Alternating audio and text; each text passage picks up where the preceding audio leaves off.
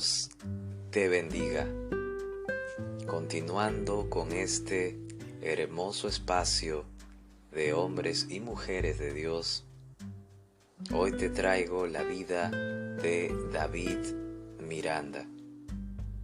Pero antes de comenzar, quiero dar gracias a Dios por la oportunidad que nos da de poder compartir este contenido que creo sin duda alguna que será de mucha edificación y bendición. Sin más preámbulo, iniciamos. David Martins de Miranda nació en Reserva el 4 de julio de 1936 y partió con el Señor en Sao Paulo, febrero de 2015. Hijo del agricultor Roberto Martins de Miranda y de la ama de casa Amalia Miranda, David se mudó de Paraná a Sao Paulo, siendo todavía joven, y al poco tiempo entregaría su vida a Jesucristo. Y esto nos cuenta en su autobiografía. La noche del día 1 de noviembre del año 1961, al volver de la iglesia, fui a orar, como ya era de costumbre.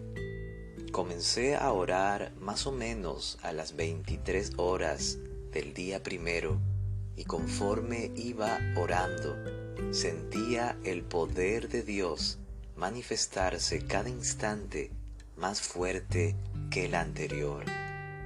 Eran alrededor de las 2 de la madrugada y 50 minutos del día 2 de noviembre. Sentí como si estuviese flotando en los aires. Hacía ya más de 3 horas que estaba orando a Dios sin cesar, de rodillas y con el rostro en el piso. Mi ropa ya estaba mojada de sudor. En ese momento yo estaba en agonía. Oraba más intensamente y era mi sudor como grandes gotas de sangre que caían hasta el suelo. Yo sentía que era el Espíritu Santo, aquel que habitaba en mí, el que estaba haciendo sentir aquella gracia maravillosa. Pues Jesús, cuando oraba en el monte, por diversas oportunidades, enfrentó noches frías, pero aún así, Él sudaba. Todas las noches cuando oraba al Señor, sentía el fuego divino del Espíritu Santo, y eso para mí ya era algo normal. Pero en aquella noche yo me estaba sintiendo de una forma diferente. El fuego divino era el mismo, pero parecía más intenso. En las madrugadas ya no podía contenerme. Parecía que mi alma se separaba de mi carne. Temblaba compulsivamente, de la cabeza hasta los pies. Mis dientes también temblaban hasta golpear unos con otros. Yo sentía que algo o alguien de mí, un inmenso poder, se acercaba. El versículo 17 del libro de Proverbios, en el capítulo 8, me vino a la memoria. Yo amo a los que me aman, y me hallan los que temprano me buscan. Hacía ya 4 horas que estaba de rodillas orando. Seres celestiales estaban conmigo, alrededor de mí, en aquel pequeño cuarto. Yo los podía sentir moviéndose a mi alrededor. No existen palabras que puedan describir lo que yo sentía en aquel momento, todo lo que yo había sentido en mí, de amable, maravilloso, sublime y glorioso, parecía mínimo frente a aquello que estaba sintiendo en aquel momento. Jamás una criatura humana puede sentir algo parecido, a menos que esté en contacto íntimo con Dios.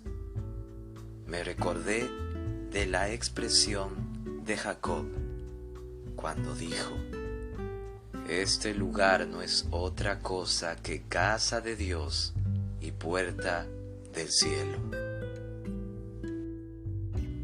En ese momento me maravillaba con el sonido que podía escuchar. Sí, en aquel momento oía varios sonidos celestiales, voces de arcángeles, coros celestiales. ¡Aleluya! Algo glorioso estaba aconteciendo. Yo no conseguía pronunciar palabra, aunque, en realidad, en aquel momento, no quería decir nada, no quería pronunciar palabra alguna, solamente quería oír sonido sublime. De repente, una voz se hizo oír por sobre todos esos sonidos. Era una voz con el sonido de muchas voces, y oí que me decía: mi siervo, no temas a las luchas, porque te escogí, y gran obra tengo para hacer a través de tu intermedio. Muchos se levantarán contigo, yo seré con ellos, y los que sean contra ti, yo seré contra ellos. Por eso no temas a las luchas y persecuciones, porque gran obra quiero realizar a través de ti. Te enviaré pueblo y naciones para que a través de ti ellos sean sanados por mí.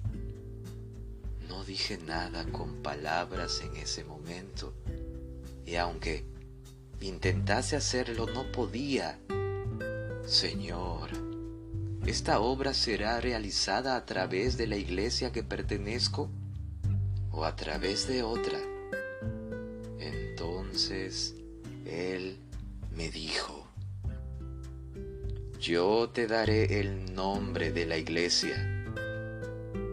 Después que recibí el nombre de la iglesia, fui a buscarla incansablemente y no la encontraba. Ya pensaba que sería una iglesia fuera del estado de Sao Paulo. Fue en ese entonces que Dios me orientó a que debía fundar una iglesia y colocarle ese nombre. Obedeciendo esa orden, entregué la congregación que dirigía en Jardín Japón, Villa María, y sin decir nada a nadie, ni siquiera al pastor dirigente, di inicio al trabajo de la fundación de una nueva iglesia. Seguro que el pastor habrá pensado que el motivo de mi salida serían las grandes luchas por la cual estaba pasando y que ya no soportaba. A partir de ese momento comencé a entender por qué las luchas eran tan grandes, pero en la época ellas parecían tener un porqué. La fundación de la iglesia pentecostal Dios es amor. La iglesia todavía tenía pocos miembros y los diezmos que ingresaban no eran suficientes para cubrir las deudas ni sanar los compromisos que la iglesia había asumido.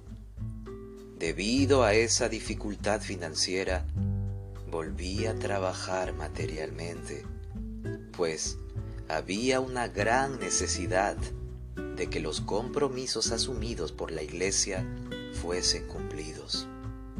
Yo tenía que pagar los programas de radio, lo que a pesar de ser solo 15 minutos, era bastante caro. Este programa era presentado 3 veces por semana en una emisora que se llamaba Radio Industrial y estaba en el barrio Butantán. Algunos días después, conseguimos 12 minutos más en la Radio Cacique de San Cayetano del Sur, también 3 veces por semana.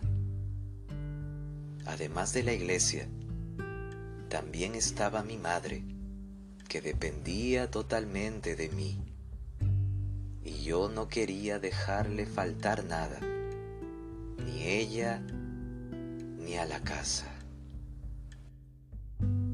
Después de un año de inauguración de la iglesia, nos mudamos para la avenida Alfonso Peña, para un pequeño tabernáculo, pero debido a las persecuciones de parte de los vecinos, tuvimos que mudarnos. Y de esta fecha fuimos para la calle Carmen Porto, en Villa Madeiros.